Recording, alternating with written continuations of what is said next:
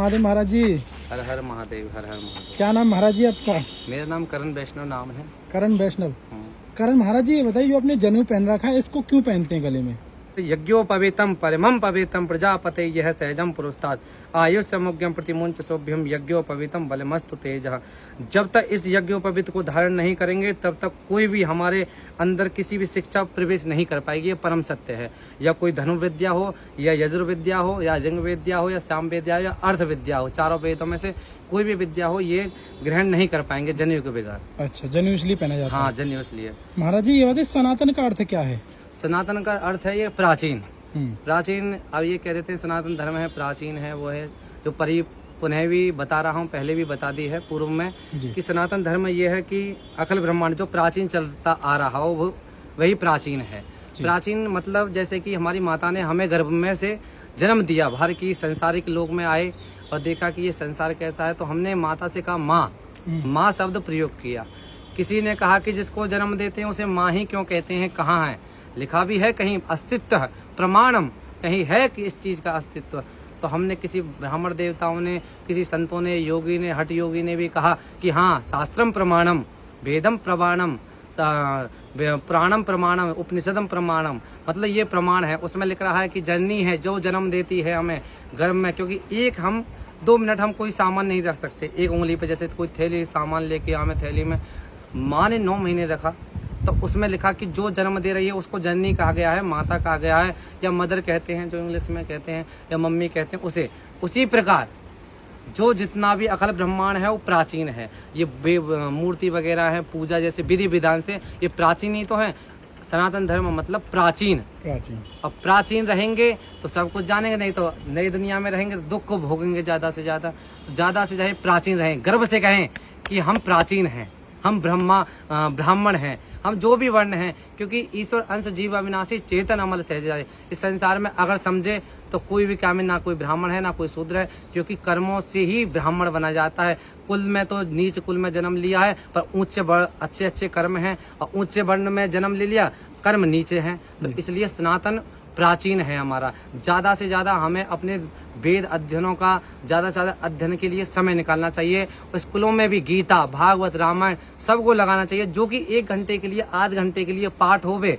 ब्राह्मण को रखा जाए उसमें, कि ब्राह्मण उसके लिए भी जॉब दिया जाए या ड्यूटी दिया जाए, जैसे भी जो भाषा बोले उसके लिए भी जाए कि महाराज जी आप भी हमारे यहाँ रहिए, ये से जो भी धर्म मिलेगा आप लीजिए, और उसके लिए हमारे लिए पाठ करवाइए, बच्चों को सिखाइए कि धर्म क्या है, माता पिताओं से कैसे प्रणाम करना चाहिए। क्योंकि बच्चे कहते हैं माँ हेलो हेलो ऐसे ऐसे करके चले जाते हैं, परिणाम ये होता है। क्योंकि हम जब दंडवत 3 प्रकार के बताए गए हैं, पहले तो साष्टांग प्रणाम, फिर उसके बाद माता जी हैं वो घुटने मोड़ के करें। इसका वो क्या है मतलब, जो घुटने मोड़ के लेट के कर सकती हैं। जो माता के स्तनों होती हैं, जैसे बस स्थल छाती होती है, क्योंकि ये भी माता है ये भी माता है, तो भार बनेगा उससे, तो इसलिए घुटने मोड़ के प्रणाम करें।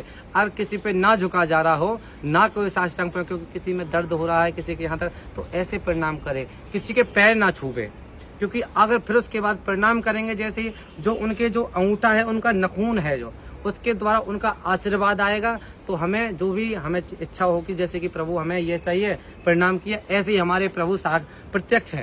क्योंकि ईश्वर अंश जी भी ना पुनः कह रहे हैं, क्योंकि वो भी ईश्वर के अंश है। हम ही ब्रह्मा हैं, हम ही विष्णु हैं, हम ही सब कुछ हैं, पर अपने अंदर के को जगाना पड़ेगा, वो भी सनातन धर्म से ही जगाना पड़ेगा। वो किसी धर्म में नहीं जगा जा सकता। और अनेक सुविधाएं हैं हमारे धर्म में। कितने देवी देवता हैं, कहाँ दूसरे धर्म में कोई देवी देवता है बताइए।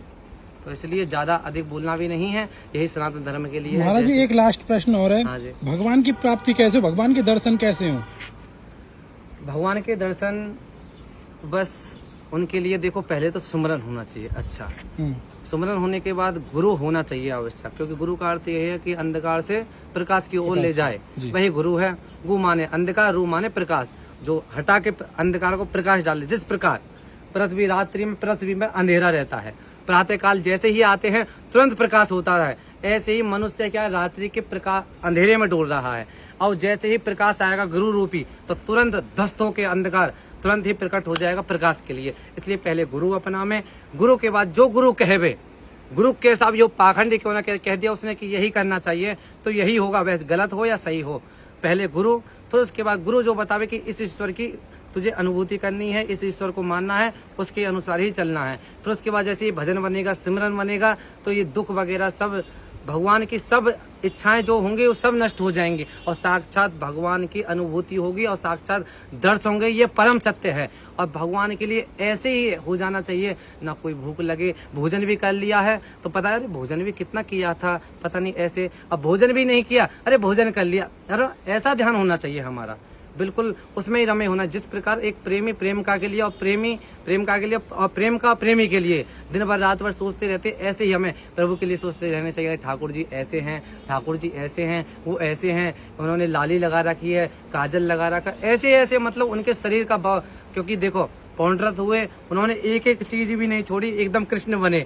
और भगवान ने कहा चलो जैसा भी हो तैसा भी हो, उसने चिंतन मेरा किया, बिल्कुल सेम। चक्रधारी भी है, मुकुटधारी भी है, मोर भी मुकुट धारण कर रखा, वस्त्र भी मेरे जैसे हैं, देखो चिंतन तो किया इसने मेरा ही। तो इसलिए ज्यादा से ज्यादा प्रभु का चिंतन करें। हम ये नहीं करें कि ये करो, मुद्रा बनाओ, ये बनाओ। जहीं भी कोई भी गृहस्थ वाले हैं, गृहस्थ के लिए खूब आनंद से रोटी बना रहे हैं बच्चों के लिए, राधा राधा। अब माताएं क्या करती हैं, गाली दे दे के भोजन बनाती हैं उसमें, और वो शब्द है, शब्द ब्रह्म है, उसमें जब गलत जाएंगे प्रभाव तो बच्चे की बुद्धि भी ऐसी होगी, तो बेशक कितना भी क्रोध आवे रुक जाएं, फिर राधा राधा कृष्ण कृष्ण, जैसे उसमें अखल ब्रह्मांड के शब्द जाएंगे तो बच्चे की बुद्धि भी वैसी होती चली जाएगी। तो हम यही कहेंगे माता से, जो भी माता बहन जी हैं, जो भी पिता भी भोजन बनाते हैं, ऐसी बातें हम भी भोजन बनाते हैं, भोजन भी, कर्म भी, कार्य भी, स्नान भी कर रहे हैं। स्नान 3 प्रकार के बताए गए, मंत्र स्नान, जल स्नान और भस्म स्नान। मंत्र स्नान जो हम जल डालते हैं तो एकदम राम राम राम कृष्ण कृष्ण बोलते हैं, ये मंत्र स्नान हो गया। जल डाल दिए, दूसरा स्नान भस्म स्नान, जो तिलक वगैरह लगाते हैं वो आज्ञा चक्र पे, वो स्नान हो गया। तो ज्यादा से ज्यादा माता बहनों को भोजन भी क्या में राम राम कृष्ण कृष्ण कह के ही, क्योंकि जब सिमरन बना रहेगा तो साक्षात रोटी में भी, भोजन में, रसोई में, हर एक कण में, अपने पुत्र में, अपने पिता में, अपने पति में भी भगवान देखेगा। क्योंकि जब उसकी अंदर की जो नेत्र जागृत हो जाएंगे तो किसी को भी गलत दृष्टि से देखने की अनुभूति भी नहीं होगी उन्हें भी। तो ज्यादा से ज्यादा हम तो यही कहते हैं कि सिमरन चले ज्यादा से ज्यादा, क्योंकि सिमरन चलेगा तो भगवान साक्षात दर्शन देंगे किसी न किसी रूप में।